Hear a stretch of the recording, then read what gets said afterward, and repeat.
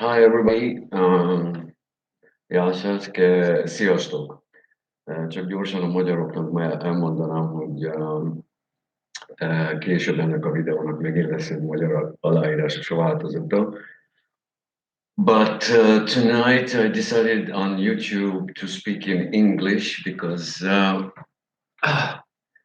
oh God, because it's a little bit easier for me. I don't feel so much ashamed making mistakes with my Greek all the time and being criticized and actually laughed at because of this. But anyway, so it's a live chat. If anybody wants to write or ask a question, whatever, I'm just keep on talking until then. Uh, I'm alive. I'm live. Not alive. I'm live. So, why am I doing this? If anybody noticed it lately, I started doing this live uh,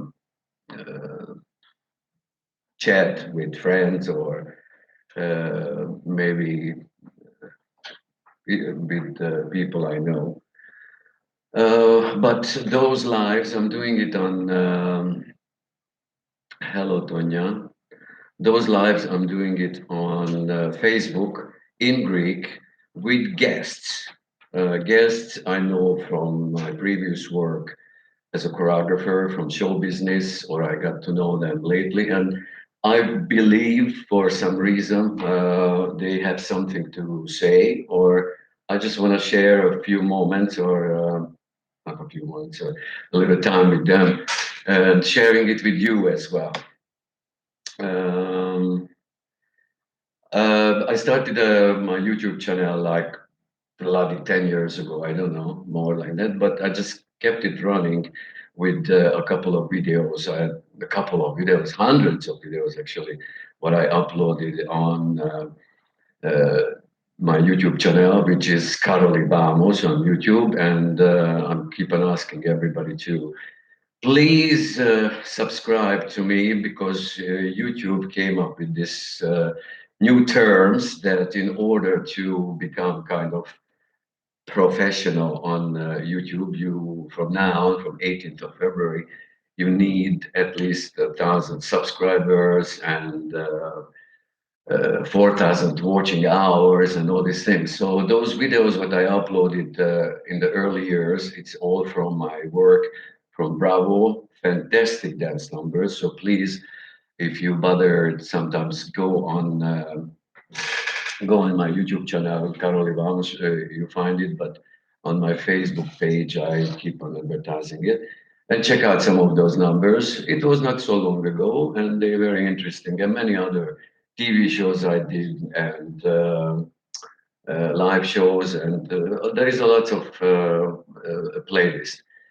But my reason tonight is because after all those chats what I have with guests here on my couch, I always prepare those chats. And the first one with Episari, the Greek singer, it was a big success. I loved every moment of it. I liked the jokes and the fun with her. I loved her. She is a very strange woman in a good way. I mean it. She's a sweetheart, and she was there for me in the worst of the worst time of my life. So that's an important issue, and this is one of the issue actually I want to talk about tonight. At the moment, it looks like I'm just talking to myself, but it doesn't bother me. I got too used to it lately. Hopefully later on, the recorded version of this video is going to reach some more people. Here in Greece today is Easter Sunday. It's for another 10 minutes, and then it goes to Easter Monday. So it's a big holiday. I'm originally from Hungary. So for me, Easter is going to be next weekend. Every time in the last 30 years when there is a holiday period in Greece, I feel a little bit strange because after 30 years, uh, actually, it's more years in I'm living in Greece than I lived in Hungary. I feel like Greek. I feel like a part of this community. I understand them. I got to know them. I love most of them. I hate some of the things, but even they hate, but they just don't admit it. Okay. But every nation, every country, every people, they has its own habits, their own ways. I'm not criticizing anybody. Live and let live. That's what I say. Okay. So, um, however, every time in this holiday period, it's a little bit weird because, especially Easter, when it's always a week earlier or later in Hungary, I'm sending greetings to my family, blah, blah, blah, now. But actually, here in Greece, where I have most of my friends, it's next week. So I'm going to celebrate Easter on next weekend with the Greeks. But I'm going to make an interesting live video uh, with my family back in Hungary, my niece and her family. And then I switched to Austria, where my nephew lives with his family. I haven't seen them since my mother died, and I had to be at home, obviously, for the funeral. And that's a moment I want to take here to explain exactly what happened then. Cancer, cancer, goddamn. Is there any family or anybody who hasn't been touched with this awful, awful, terrible sickness? It's hiding. You never know when it hits you. I hope it doesn't hit anybody. What happened to me, it was slowly, slowly, it goes to 3 years, but I've stuck with the idea that it's 2 years. Um, I had this wonderful summer job lined up on a Greek island, and I was looking forward to it. Before, however, I started this job, I had a couple of exams because a few things. I developed a small ball here on my neck, and it was just didn't go away. But I said, I'm going to complete this season, the summer season, and when we finish, I'm gonna come back and I'm going to get down to check it out because one of the doctor I went to, he said, "Oh, it's nothing. Don't worry about it. It's an ingrown hair, infected, and it's gonna go away." But it didn't go away. It was getting bigger and bigger, and slowly as time passed. It was noticeable. I mean, people didn't even ask me, "What is that?" It wasn't hurting, it wasn't bothering me, but it was just, it was there. It was there. So happened what happened, which I don't want to talk now. Uh, a few blood tests that I did 2 years ago showed that something is not okay. Something is not okay. So when I got to this subject on during the summer with my boss on the island, he strongly suggested to me, get your ass up, go back to Athens, and take care of it because well, it just happened that I didn't think anything was going to happen. I said, okay, I take a week off and I'm going to get back right after that, continue to complete the whole season because I really wanted to do that job. It was something new for me. It was something different, something exciting. Summer on a Greek island and super wow. But I came back to Athens. I went to the doctor and another doctor and that doctor suggested to me right away, let's take it out. Let's take it out and have a biopsy to check out what is this. And he says, you in the morning you come into the operating room, bim bam boom. By the night you're gonna be at home. Next day you can go and all these things. They don't even do stitches. They just with the glue they how you say they're going to stick it together. Can you see it? Yeah, well, it shows on the camera. Um, so what happened? I did this. Come home from the hospital, and we don't really call each other from with my family from Hungary um, because it's a little bit expensive, and the European community international call what should be a local call cost. It's very expensive, so my family doesn't really call me. I got a phone call from my niece, and she was crying, and she told me that Karoly, Mama passed away. I just got back from the hospital the same morning, and that night I got this phone that my mother passed away. I'm not saying this to make anybody feel sorry, but it is a part of the story where I want to get to. Uh, Shock. I I forget about the operation, which a day before I was in the hospital doing it. Immediately I get down to it, I book the ticket, and I fly home. And of course, this cut, what wasn't with stitches, it's opened up very easy, and it started bleeding on the airplane. And I go home, and my city where I live is not in Budapest, actually. It's around 100 kilometers away from Budapest. And I had to rent a car and drive all by myself there, meeting my family and discuss the funeral next day.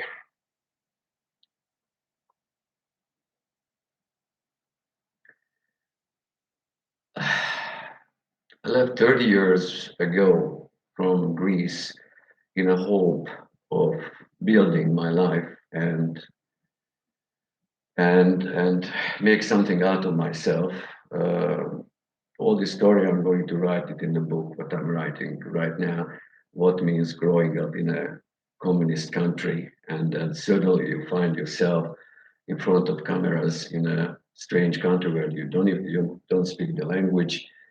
You have to speak two different languages, which is not yours, English and Greek, and you have to learn both of them. And it's a nightmare. But for some reason, I got stuck here in Greece, and uh, I never really regret it. But in that day, when I saw my family to get together for the funeral of my mother, who I loved, especially the last couple of years when we opened up to each other, which wasn't a typical situation in my family to talk about emotions and feelings. Uh, um, my niece organized the funeral, so I had to attend it there. And in that day, I didn't know, in that moment, I didn't know, I couldn't cry. I was waiting for the answer of the after the operation for the biopsy for the doctor as well. So, and I was still not cold and dizzy, and this opened up, and it was the blood was flowing at the funeral, and just awful, awful. I was devastated behind words.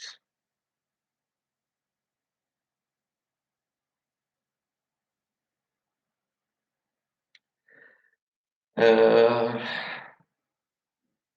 I was standing, everybody left from the funeral, and I was standing at the grave and looking at beautiful flowers, and I was thinking that just a few days before I was talking to my mother on the phone, and she said that she feels alone.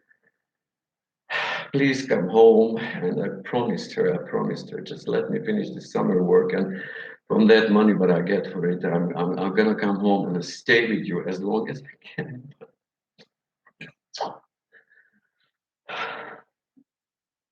She died in the hospital. Anyway, uh, yeah, life goes on. But the funny thing is that I met lots of family members then. I haven't seen since years actually, and I tried to talk to them, and I was trying to keep myself up, and everybody was asking me, "What is this on my neck? Why is it bleeding?" And every 10 minutes, I had to change the bandages there, but I couldn't get away from those people. But by the end of the day, I had to go to the hospital to do something about it, and there I just broke into tears. I could not stop. I could not stop. I was alone uh, in my mother's apartment among all her furniture, her clothes, her personal things. Um, and I knew that she wrote that apartment she wanted to be mine, but it wasn't the house, the family house I grew up. So I didn't feel any personal there, except the fact that I felt the presence of my mother there. And I had just a few days because I had to come back to Greece after that, especially when at the second day I got the phone call I was so worried about. My doctor calls me and he said, "I can't talk to you on the phone, but please, for your sake, come back as soon as possible." So I just left everything behind. I left it to my niece to arrange what's going to happen with the stuff of my mother. I flew back and ran to the hospital to find out that that thing what they took out from my neck is cancer, cancer of lymph nodes. What if we don't take care of it right away? It's going to spread on that level that they will not be able to stop it because luckily, even though I was trying to delay this operation to find out what it is, luckily I was still kind of at the beginning. So the oncologist right away said, "Bring your stuff," and we start chemotherapy and radiation therapy right away. What do I know? What do I know? What did I know? I mean, cancer is all over. Everybody knows something about it. Everybody knows something about it. I was trying to ignore. It's not something what was in my family. I hardly heard any of my closer or uh, closer family that somebody had cancer, and suddenly I have. And I was 56 then, and all my life I was doing gymnastics. I worked out. I was dancing, rehearsals, running around. I knew what pain means, for God's sake. I mean, from age of 8 when I started gymnastic, I was constantly hit, beat, fallen, cracked, broken arm, broken leg, broken this, broken that, no skin on my extremely tired from the rehearsals for the TV shows and all these things. So I know what pains me. I thought, I thought I know what pain means. But when we started the radiation therapy, 35 sessions, 35 sessions, literally kneeled on the table with a mask on your face, not to be able to move, not even a tiny little bit, because those radiation things has to go every single time exactly to the same spot, even if it comes from here, it comes here, comes here, it comes here, it has to hit that spot where the cancer was, because during the biopsy they took out the tumor, but just to let's make it sure. Now, what's the trick here? Uh, Radiation and chemotherapy is the mainstream therapy for any kind of cancer right now. There are so many different kinds, and the therapies and the kind of chemotherapies are all different. I don't know, anybody's watching, people? because I think I'm just keep on talking to myself. But anyway, I'm gonna get to the end of it. Any all kinds of cancers are different. So at the beginning, the first couple of sessions after the chemotherapy, I was expecting that I'm going to feel terrible, and but the first one went like, oh, if this is going to be, then all right, even during the summer, I can go back and continue my work. Even my oncologist told me that, oh, don't worry about it. You're going to feel fine. Okay. I went for the second one, the second chemo, which the chemotherapy was weekly, the radiation therapy was every day, every day. After the first week, people, I learned what pain means. The the unbelievable behind. I can't express the pain what I had here. I could not drink water. I could not eat solid food, nothing. I had no voice. I slowly started losing my nails, not my hair a little bit, but my nails, all of them, and my feet. I lost all my nails. Okay. The pain continued, and with every session, it went even worse. Tonya, are you still listening? Okay, you're the only one who says something written, but everybody, if you want any question, or maybe you wait me to finish. Every session, after every session, it was worse and worse, and it was in the middle of the summer, 42, 45 degree in Athens. Everybody's on a summer vacation. I was all alone. I came back from my mother's funeral and go into the hospital for chemotherapy, radiation therapy. I was devastated beyond words. All alone. After the second week of radiation therapy, where I could not eat anymore. I was drinking a little bit of water and screaming of pain. Imagine actually eating broken glass. Broken glass. That's exactly the closest I could describe how I felt and how was the pain. Because of the combination of the chemo and the radiation, I was shedding weight like daily. I could actually saw myself fainting away in front. I have a couple of pictures, but is awful. It's scary. I don't even want to show it to you.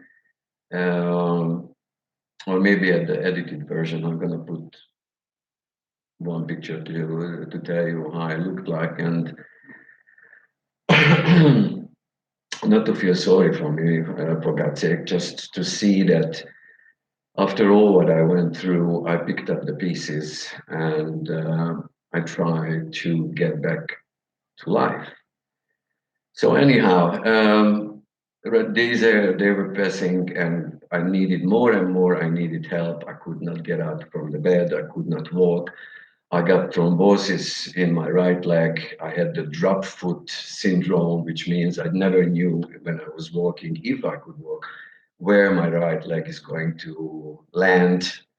I could not walk. So during the summer, whomever I find, and thank you very much to all of you, you know who you are, that you came early in the morning to me, helped me down to the car, take me to the hospital for the treatments, brought me back, and you didn't owe me anything. You did it because you felt like doing it. Um, I was begging my friend to leave the same summer job we were together, to leave that job and come back to help me because I was so sure if I don't have somebody with me, I will die. It's a feeling, the pain, the devastation of my mother's death, the therapies, the pressure on you that you're alone. Trying to trying anything, anything. Um, it's amazing. It's I don't wish it to my worst enemy. Truly, I don't wish it to my worst enemy. Uh, I leave it to karma. I leave it to karma. I do believe in karma. It comes and goes. Maybe I deserved it, maybe not. But I don't wish bad to anybody.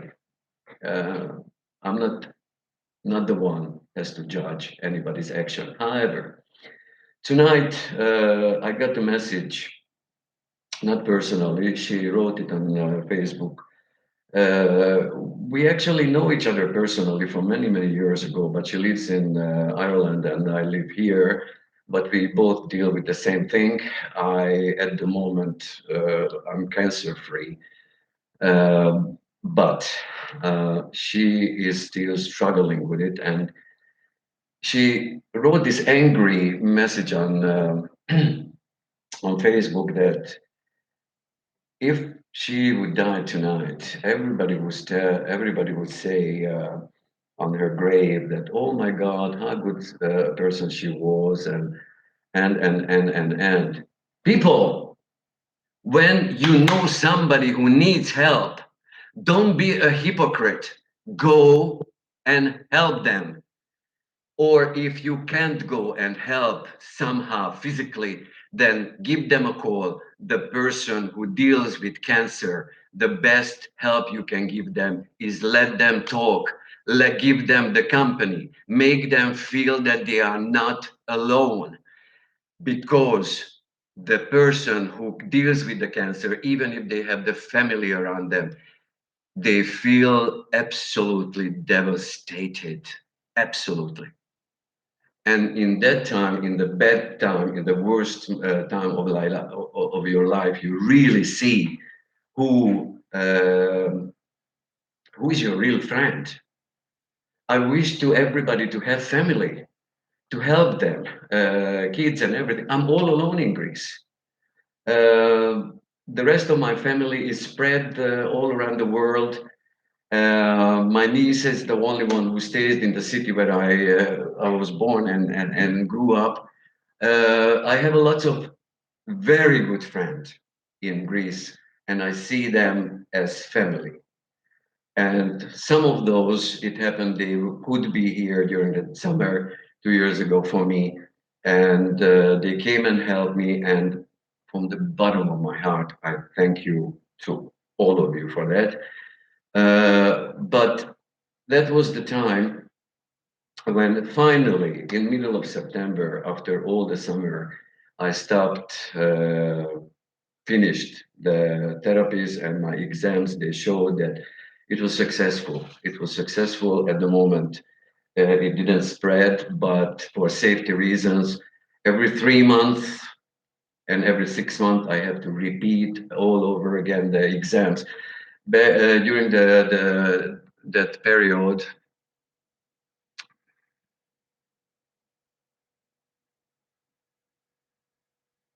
it's it's true, Tonya. It's true. It's true. Uh, but back in that period, I was in a condition that I didn't recognize myself. I could not help myself. I needed help. My good friend Patrick was with me and is still with me since then, was taking care of me day and night. I love him to death. He's he's my number one family now here in Greece, and some other people. But I started noticing actually that most of the people, let's say, let's put a number to it, 90% of the people just push, disappeared. Maybe they didn't know what to say. Maybe they didn't care. Maybe they felt sorry for me and didn't want to bother me or whatever. So I was waiting, so it's going to happen.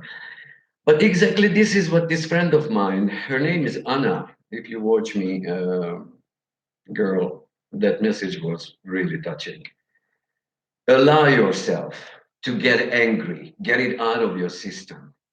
But I learned it on the hard way after all those years being in front of the cameras, being among so many people, uh, going out and socializing and public relation and all these things. Certainly, I find myself like in on an island without anybody, but not in a nice tropical island, in a cold, ragged, empty island. I was looking around and was searching where I could get some energy from. I needed some help.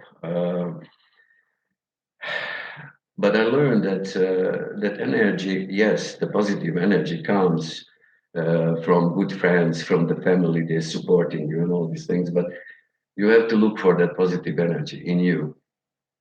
You have to find something new because for me and for many of the cancer survivors, actually, the therapy is what causes a permanent or a very long term damage in your body, in your organism, and not actually the cancer. For me, that's the case. The therapy got me into that position now that I still can't eat without drinking after every bite. I still don't have taste. When I try to eat some dessert, something sweet, it tastes spicy. Spicy.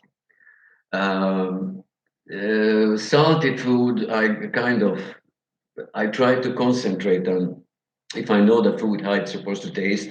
I recall a little bit of taste, but imagine your life not knowing what you eat, what you drink. You just eat and drink because you have to if you want to be alive, right? So no drinking whatsoever.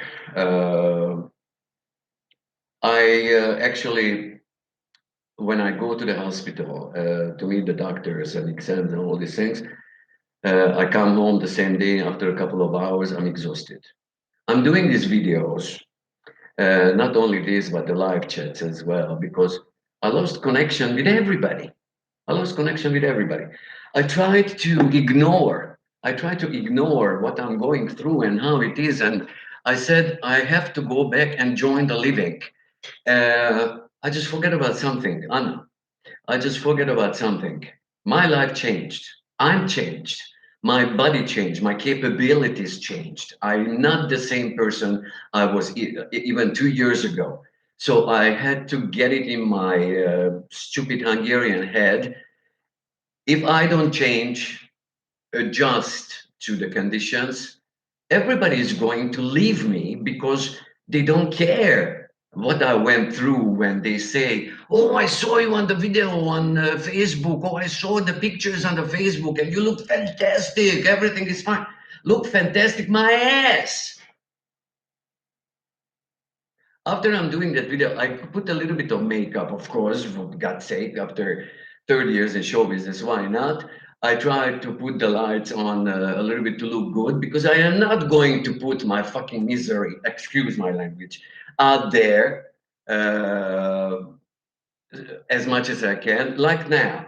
But I can't hold back. I can't hold back. I just got to talk about it once. And if it goes for a half an hour, I'm going for a bloody half an hour talking about it is because this anger, like Anna, like you, it's in me.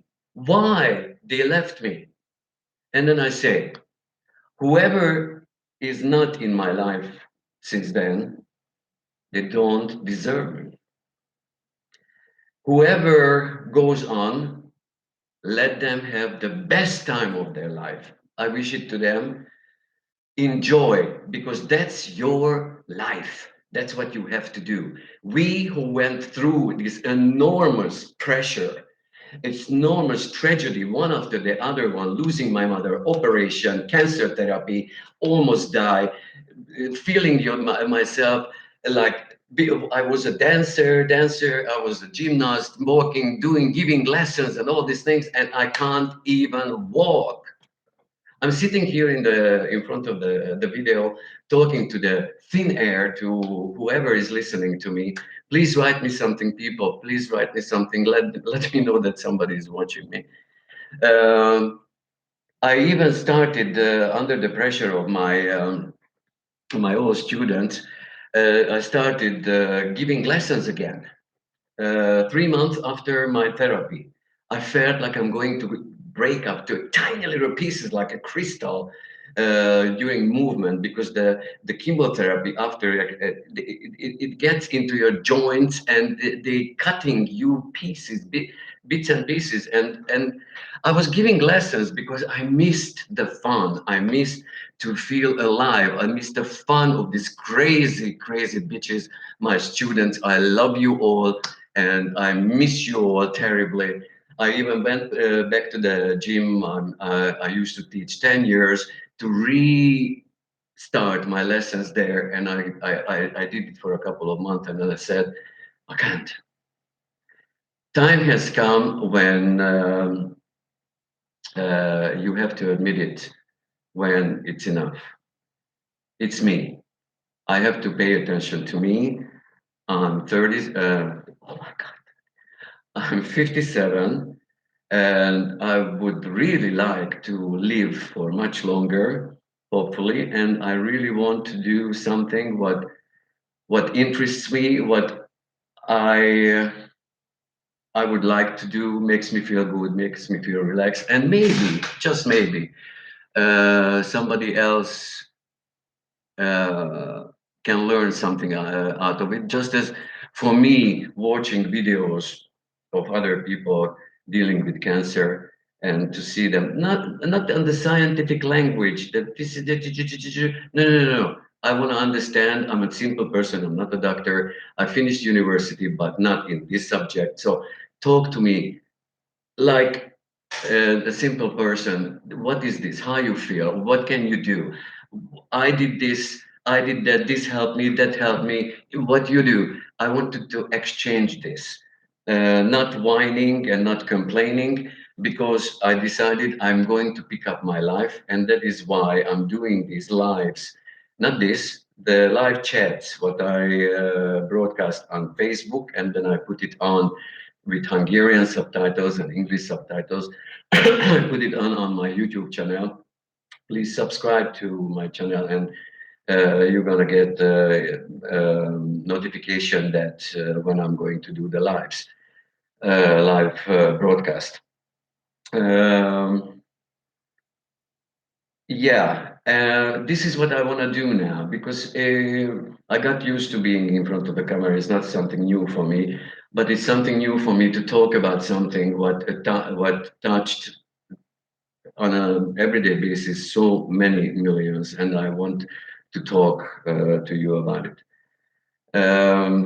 I see, Tonya, it's you and me. How many people? But on purposely tonight, I'm doing it on YouTube because my channel is on YouTube, and I don't want to bother the people on Facebook with this thing because on Facebook I'm doing usually Tuesday afternoons the live with the guest and all these things.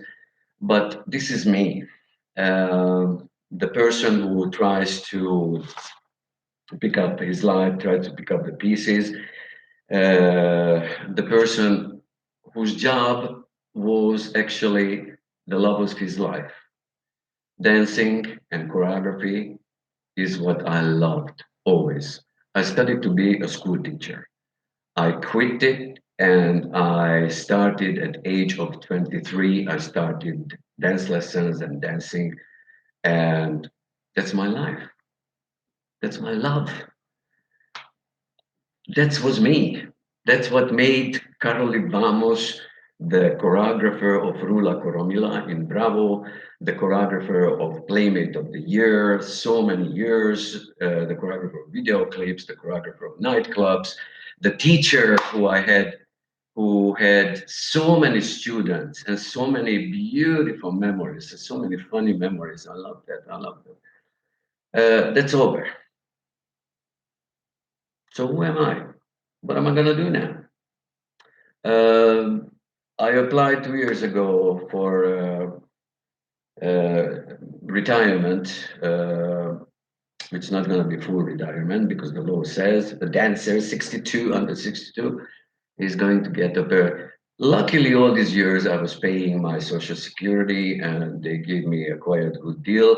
I just haven't seen any money now in over 2 years. I'm trying to live, and you need money for that. But anyway, this is gonna pass as well. Everything is gonna pass as well. There is always a new day, God willing. So I'm not going to give up. I'm doing this little hobby of mine now until I might find something what can give me a little bit of extra as well. But I really like to do this. And if somebody is watching this video, not the live, but the recorded version on YouTube, please get back to me about any question. I have seen many of you cancer victims and cancer survivors broadcasting about your problems.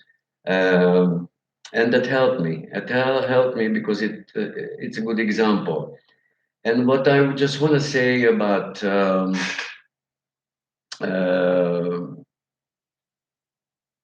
losing friends during this period, it's not exactly losing friends. It's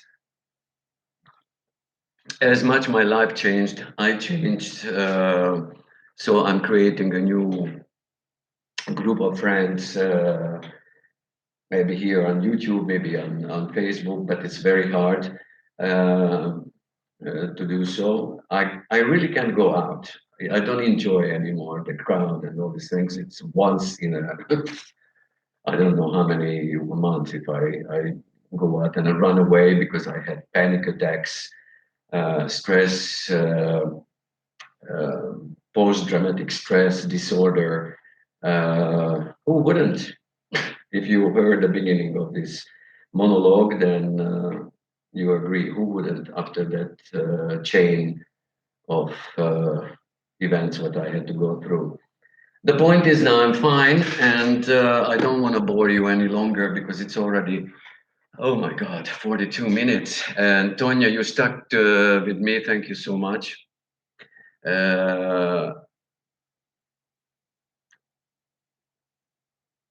it feels good to talk about it. It feels good to get it out of your system. And I don't have money, and I don't want to pay for a psychologist to do this because I still believe I'm strong enough to do it for myself and I pick up the pieces. However, I do have to take a little bit of pill to calm me down, so I'm not going through the weekly panic attacks, which is another terrible thing. What started for me after the therapies, whoever had the panic attack, which I never knew, I never believed in it. So it's hysterical and just not strong enough. And it just plays the diva and all this thing. No, no, no, no, no. Panic attacks is real. Panic attacks is terribly painful mentally and physically. If you have somebody, a friend or somebody close to you who's dealing with panic attacks, please take care of them and be understanding and just let it run through them and they come back to normal, refreshed, exhausted, but refreshed. But it's a real thing. It's a real thing. I did every day in the first year, and then less and less. And now once a month, that's okay. So anyway, enough of this drama. I'm keep on doing the live chats with guests. I have a bunch of fantastic guests inviting. They are kind of famous. They are kind of known from the circle, but not the super duper A-list. But they will be. They will be A-list because I do believe in them. And the next one is on this coming Tuesday at 4 o'clock at the afternoon Greek time on Facebook, which I'm going to put the edited video version with pictures and music with it and all these things, and with subtitles, Hungarian and English subtitles. I'm going to put it on. It's not going to be this long like this one. Uh, I'm very glad that I did this, and I'm going to repeat sometimes, time to time, talking about the subjects. If you have any question, you can write it to me on Messenger, or you can write it to me on Facebook or whatever, and I'm going to answer them anytime. Thank you for giving me company. Um the only person I see is Tonya, so Tonya mu Kalinikta, and end of stream. Okay. Good night. Take care.